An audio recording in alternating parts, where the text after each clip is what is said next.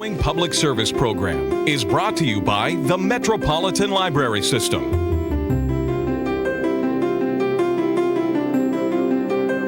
And now, read about it with your host, BJ Williams.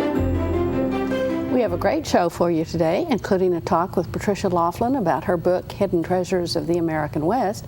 First, however, Darlene Browers from the Downtown Library is going to be talking to us about some exciting events coming up, and they're very musical events, aren't they? Yes, and a wonderful opportunity for everyone. Mr. Wayne McEvely is a concert pianist, and throughout last year he gave the library some wonderful concerts. By popular demand, we have him back, and this year he will be doing 5 other concerts for us in the Downtown Library. The first one will be September the 10th, the second Sunday, and we do hope everybody can come and join us. That'll be on the 4th floor where we have our auditorium? It is in the 46 Star Auditorium. Mr. McEvely loves to have families come and bring their children. He loves to introduce young people to the beautiful classical music that he plays. It's a very relaxed, informal setting, and so we do want to invite everybody to come and enjoy it. He'll be doing this concert in September, one in December, and then after the first of the year he'll come back and do one for us in January, and then one for honoring Mother's Day in May, and wrap up the series in June. And all of these are on the second Sundays of each month. And they are free to the public. There is no charge to attend. There is no charge. The doors open at 1:30 to begin seating. Oftentimes Mr. McEvely will visit and get acquainted with the people who come, sometimes treat them to a little bit of his music, what he calls warming up the room. And he's very good at that. He is. I do want to emphasize that children are welcome at these concerts. It doesn't bother him if we have a little bit of a cry or a noise from a child. He wants those children to enjoy the music and get introduced to it. In fact, he does a lot of work with schools and young people in other settings also. So anyone who loves the beautiful classical music and would like to enjoy it and then introduce young people to it are certainly invited. Okay. And if they're interested in the others or other events that are happening at any of our libraries, they can go to our website, www.metrolibrary.org. We'll have all of the information. If you forget it's September the 10th or if you get the time, you can check out the website and find out more about what's happening. That's true. And we do hope everybody comes because, as you said, it's music and a little bit more. That's true. Great. Thank you very much, Darlene, for being with us. Thank you. Hi, I'm Donna Morris, Executive Director of the Metropolitan Library System. 2007 will mark Oklahoma's centennial year. 100 years is a long time, but public libraries have been part of this community since the very beginning. And we're still exactly the same as we've been all along, your primary source for information and entertainment. The delivery methods are different now than in the early days. Today we provide free wireless access, free internet access, DVDs, CDs, free programming for people of all ages, along with the traditional books, magazines, and newspapers. But what hasn't changed is our dedication to helping you find exactly what you need. Librarians continue to be the guides to the up-to-date world of information, and our librarians at MLS are the best in the business. So visit your neighborhood MLS library soon, and as they say in the world of libraries, come check us out. With me now is Brooke Borden, the Public Affairs Coordinator of the Oklahoma Office of Homeland Security. I'm glad I got all that right. It's a mouthful. Yes, it is. And you are here because September is a special month. That's right. For the third year in a row, the U.S. Department of Homeland Security has decided that September is National Preparedness Month. And for the third year, we're participating as a state office and promoting preparedness to Oklahomans through a variety of activities all month long. And we're starting off on the 1st equipped with a governor's proclamation declaring September National Preparedness Month. Well, great. Now, if people want more information about the events and also about getting prepared and what you all do, you have a website. They don't certainly you? can go to our website. It is www.homelandsecurity.ok.gov, and Homeland Security is all one word. On our website, we have links to brochures that talk about the steps that you can take to be prepared. We're encouraging Oklahomans to get a kit to make a communications plan for their family in case cell phones and landlines and Blackberries and those things aren't working. How are they going to get in touch with their loved ones? And then to be informed about the different types of things that can happen in their area. For example, here in Oklahoma, we always know that tornadoes were susceptible to Mother Nature. So you can get all kinds of brochures and information about what you need in your emergency kit on our website. And something else I'd like to promote really quickly, if I could, is they have a new brochure for pet preparedness. I was wondering about that because I have a few pets. And I think it really stemmed out of Hurricane Katrina. You know, a lot of people would not evacuate because they couldn't take their pets to the shelters, and this just talks about the things that you need for your pets. You know, making sure you have dog food in case you are holed up for a few days, and having copies of your pet's vaccination records and things like that. So it has lots of good information for pet lovers. Right. Well, and I want to put a plug in for the library because we have a few books on the subject. For any kind of disaster, you can go to the library, and I think they're going to show a few of the books that we have. But your best approach is to go to your local library, go to your librarian and say, I want to be prepared to point me in the right direction. And I know you put a freeze on a couple of those books, so people shouldn't have problems finding them during September. Right. They'll be listed on our website as well. So there are a lot more than that. This was just the few that I was going to bring with me. So now you've got the Governor's Proclamation, and is there another event after that? Well, we are kicking off with Thelma R. Parks Elementary School, and we're very excited this year to be going someplace, and we really wanted to focus National Preparedness Month on the kids this year because we thought if we can reach the kids, then maybe they will go home and talk to their parents about learning something at school about preparedness. So it was kind of twofold. And we're going to their school. We're going to have a presentation from a NOAA meteorologist from Norman, and he's going to talk to the kids about the different types of weather. And then we're going to have a special guest appearance from Hugo the Hornet, and a scavenger hunt of the things that go in an emergency kit, and then Hugo's going to take pictures with the classes. So, well, that sounds wonderful. It's very exciting. Thanks very much for being with us today, Brooke. Thank you for having me. Coming up next, we have Kids Corner. Kelly Ria will be talking with Heidi Johnson about books for our very youngest readers.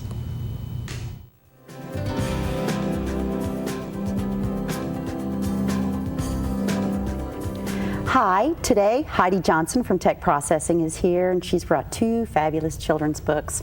The first one is called Chicks and Salsa. Did you like this one? Yes, I really loved it. It's such an unusual story about barnyard animals that get a craving for Southwestern cuisine. So they've been watching cooking shows through the window. The farmer's wife was watching. So they start pilfering the garden. The chickens are tired of the chicken feed. The ducks are tired of fish. The pigs are tired of their slop.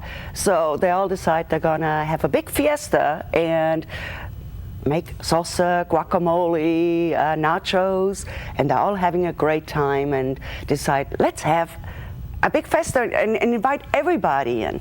And they're getting ready to decorate, and they get dressed up in their costumes, and they go in the garden to get some more of the good food. Farmer's wife used it all to make tamales for the state fair. Oh my So goodness. big disaster struck, and so they canceled the party, and everybody went back to their tired old food, except the rooster. Wait, don't tell me that part. It's got beautiful, vibrant pictures. It's a beautiful book. It's very fun, and I know that they'll enjoy that. Chicks and Salsa. It's by Aaron Reynolds. Tell me about the second book. The second one is called The Trouble with Tilly Trumbull.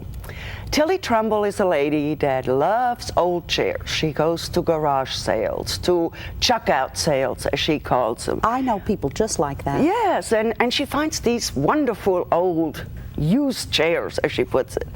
Daisy with daisies on them, polka dots, straight ones, wobbly ones, rickety ones, creaky ones. She doesn't care. She loves them all. She has one spot left in her house, and she thinks she needs to find the perfect chair to put it. The perfect four-legged thing to put there, as she put it. Okay. Little did she know that the perfect four-legged thing that would end up right there is a dog that comes to visit. And she doesn't want anything to do with him at first. She'll just feed him this one time.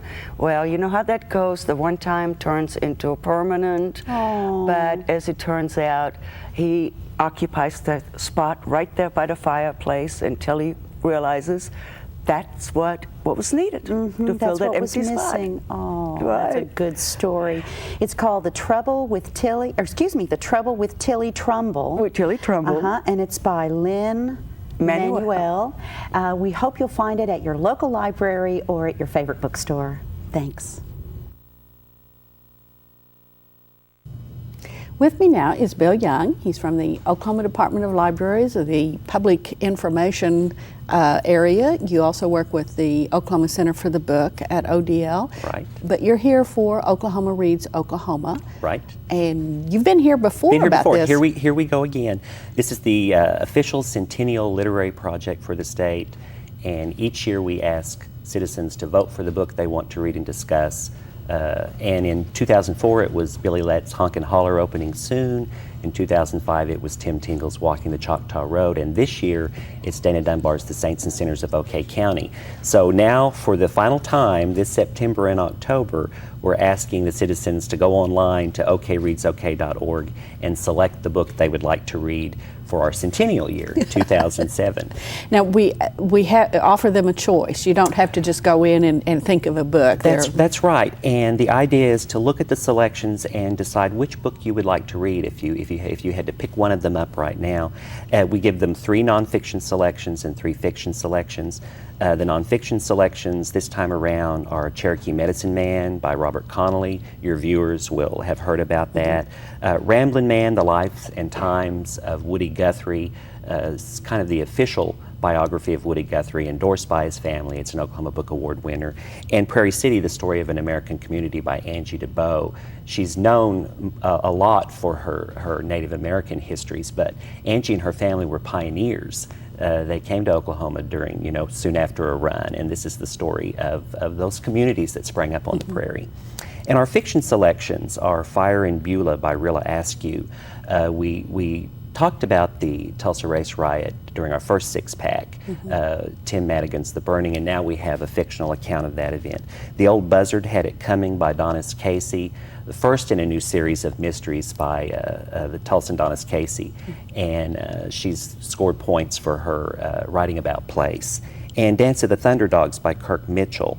He writes about a federal investigator, Emmett Parker, who is Comanche, and he's sort of between the white man's world and the Indian's world, and in this book he finds himself on the other side of the law. He's wanted for murder, so. Never a good place to be.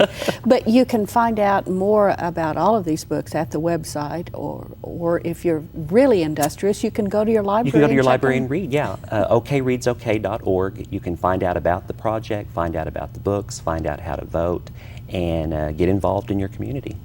Now, they can vote online, and the winner of the vote will be announced in November. We will announce it in November at the Capitol, and then hopefully if the author or programs are in place for that particular book, we'll have a series of programs in 2007 revolving around the winning title.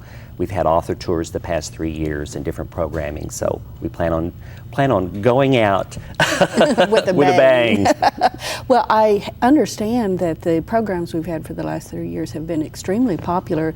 They've not been limited to Oklahoma City and Tulsa. We've made tremendous effort to get these authors out to libraries all over the state. All over the state. We've made it to the Panhandle all 3 years. We've hit small communities from Valiant to Caw City, and Billy Lett's joke was that there were more people at her program in Caw City than who lived in Caw City. So, and we, during Tim Tingle's visit, more than 5,000 people saw him. So, This is truly statewide, and it's a great literary celebration. Well, thank you very much, Bill, for sharing that You're with welcome. us.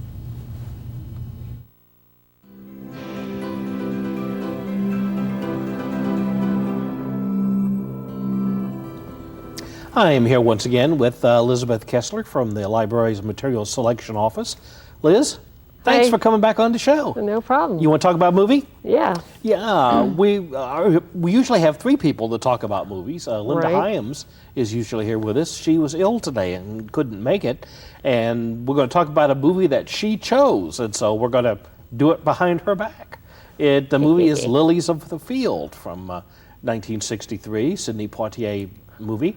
What did you think of it? You know, I really liked it. I Did have you? been wanting to see this movie for, some time because Sidney Poitier won an Oscar for it. And I thought it was very well done. Yeah. Even though it was black and white. Yeah, it's a nice, simple story that's Right. well told. He plays a kind of a wandering Drifter, handyman, I yeah. guess, named Homer Smith, who stops to get some water for his car, and he ends up with a group of, 5 or 6 German nuns. This was made in '63. They had gotten over the wall in Berlin and escaped to America, and they want to build a chapel. And they're conning him in to do the work for them. He thinks he's going to be paid. No, the No. Mother Superior doesn't have any intention of paying him. Here's a clip from the film, and you'll see what I'm talking about here. And in the same house remain, eating and drinking such things as they give, for the laborer is worthy of his hire. Now, that's not exactly what I had in mind, but you get the idea.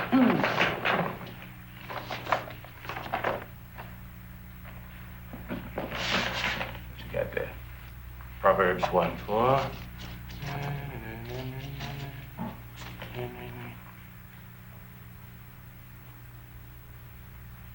Cast in thy lot amongst us, let us all have one purse. Look, I am a poor man. I've got to work for wages. Now, I can't work.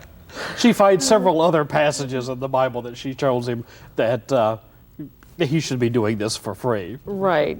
Doing it for God. And, what's really funny is that there's this language barrier, too. I mean, they're German, he's trying to say, this is what I need, and they're like, no, this is... It is Although just I so noticed funny. that sometimes the Mother Superior's German or her English is worse when she doesn't want to understand what she's being told. Yeah. Exactly. It's a very warm film. Like I say, it's very simple and low key, and it is kind of touchy feely, warm Yeah, and fuzzy. yeah. But even I like that sometimes. Yeah, I liked it. I mean, I can't imagine that you liked it, but you did. Okay, well, on that stab in the back, we'll end this. Thanks for coming on. We'll do this again soon, okay? All right. All right, thanks. With me now is Patricia Laughlin, Assistant Professor of History at the University of Central Oklahoma. I got that right. I usually call it Central State. But you have written a wonderful book called Hidden Treasures of the American West. And the hidden treasures you're talking about are 3 women who were active in Oklahoma a few years ago. Yes. What inspired you to write about these women? I saw there was a real opportunity to go back and talk about the lives and texts of women who have influenced not only the history of our state, but recounting the interesting history of our state, especially as we approach the centennial.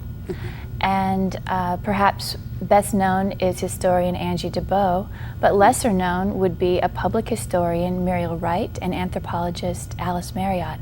And all 3 were active scholars in the 1930s and 1940s talking about Native communities in Oklahoma. So I saw this as an opportunity to bring them together in dialogue, talk about their upbringing, talk about their training and their lives and careers and their texts, and bring it all together, exploring Oklahoma history in the early 20th century.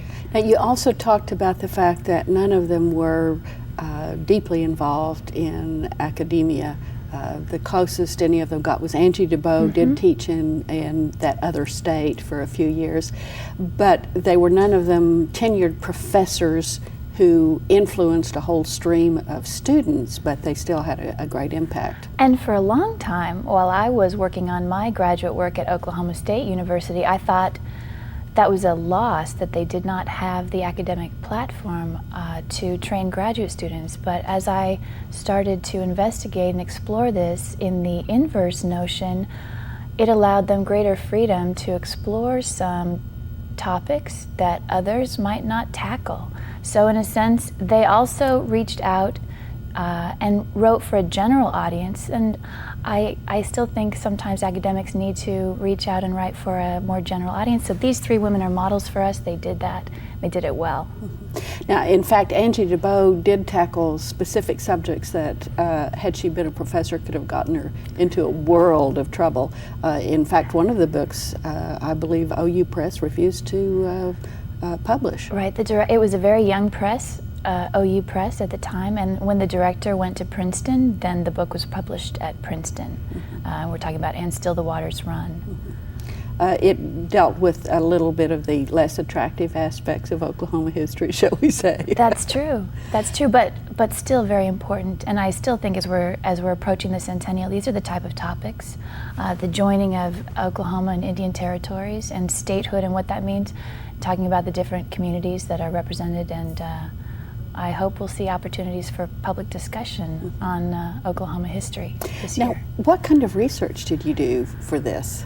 A lot of research at the Western History Collections at OU, also utilizing Angie DeBow's personal papers that are housed at OSU, and bringing them together. Also, all three have oral histories, utilizing also the wonderful collection at the Oklahoma Historical Society. So utilizing those primary sources and also utilizing their oral histories make for a very rich study. Now, if somebody were to read this book and want to read more, I know that several of DeBow's books are still available. Now, Muriel Wright wrote for, it seemed like forever, for the Chronicles of History. Is that something that's easily accessible? Yes, and a lot of her articles, you can retrieve them online. All the Chronicles of Oklahoma is available online, these back issues, these articles. So if you pull up Muriel Wright through the Oklahoma Historical Society, you'll find these articles available to you online. And you're right, she wrote, she was the editor of the Chronicles of Oklahoma for over 30 years, and a wonderful story, a partnership there. Her legacy is the Oklahoma Historical Society. Now, you also mentioned that in the early years when, in effect, tribal lands were being, I believe allotted is the word that was used, they were being divided up into individual plots, that Muriel Wright was sort of on one side of this argument, and Angie DeBow and Alice Marriott were on the other side of that.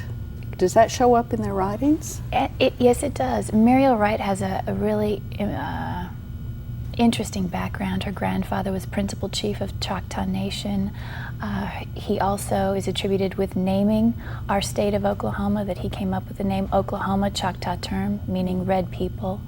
And so she also comes from a very privileged and affluent background. Her family, through several generations, were educated back east, coming back to be politicians in Choctaw Nation. And Angie DeBow and Alice Marriott have a different experience growing up. And so they all come together, they share their perspectives, but I also think it brings together an interesting discussion as we're examining Native history and settler history and the creation of our state.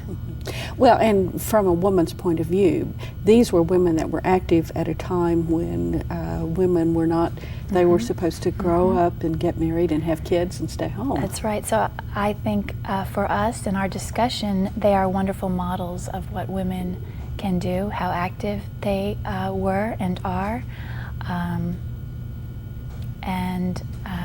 For example, Alice Marriott, as a field representative for the Indian Arts and Crafts Board, she was driving all over the state documenting the activities of Native communities. And so here's one woman with her typewriter in her car driving all over the state in the 1930s, and I think of that image often. Yeah, that's a wonderful image. Now, are you working on something else at this time? Yes, we are. With Kenny Brown and Bob Burke, we are coming out with a centennial project for the University of Oklahoma called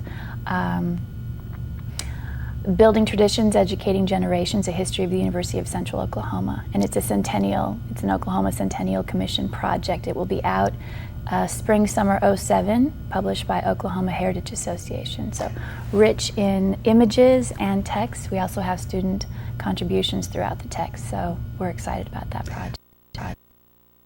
Executive Director of the Metropolitan Library System. Delivery methods are different now than in the early days.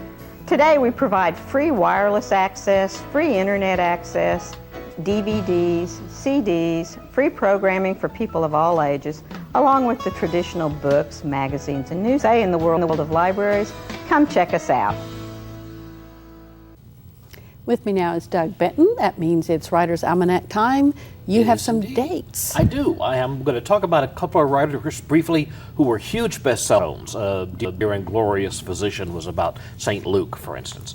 And the other is September 15th, 1916, was the birth date of Frank Yerby, who was best known as a writer of historical romances. He was the first African-American writer. September 5th, 1781, a French fleet really clobbered a British fleet at the Battle of Virginia Capes, and that was what trapped Cornwallis at Yorktown, which led to a certain British band a few days before that. A little reminder that we've always had terrorists with us. Indeed. And you can find out about these events and authors at your favorite library, or you can go to our website, www.metrolibrary.org, and find out.